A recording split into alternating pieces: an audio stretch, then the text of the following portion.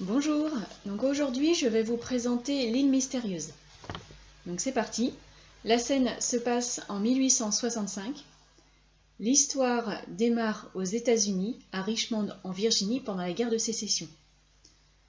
Les personnages sont l'ingénieur Cyrus Smith, son domestique Nab, le journaliste Gédéon Spilett, le marin Pencroff, l'adolescent Harbert et le chien Top. Après quelques péripéties, il s'enfuit de la ville assiégée à bord d'un ballon. Pris dans un ouragan, il s'en réchappe miraculeusement et s'échoue sur une île déserte.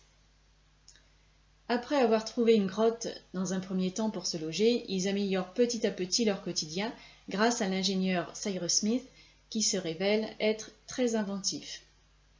Grâce à une boîte d'allumettes qui leur reste, ils peuvent se chauffer et améliorer leur repas quotidien, produits de la chasse et de la cueillette.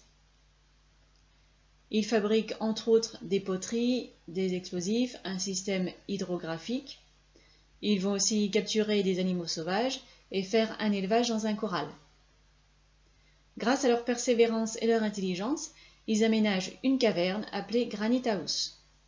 Jup, un orang-outan qu'ils vont apprivoiser, va venir agrandir l'équipe. De nombreuses aventures se passent.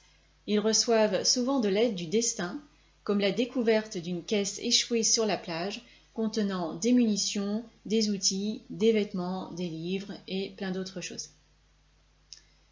Un jour, ils trouvent une bouteille à la mer qui les amène à visiter les alentours et découvrent l'île Tabor.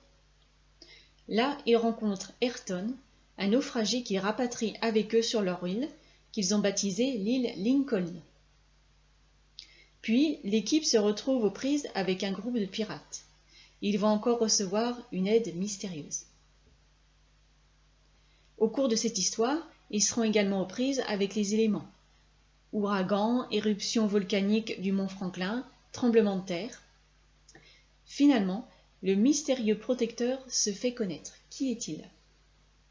Nos héros vont-ils réussir à prendre le large pour retourner dans leur pays? Je vous laisse découvrir tout cela en vous invitant à lire ce livre. Bonne lecture!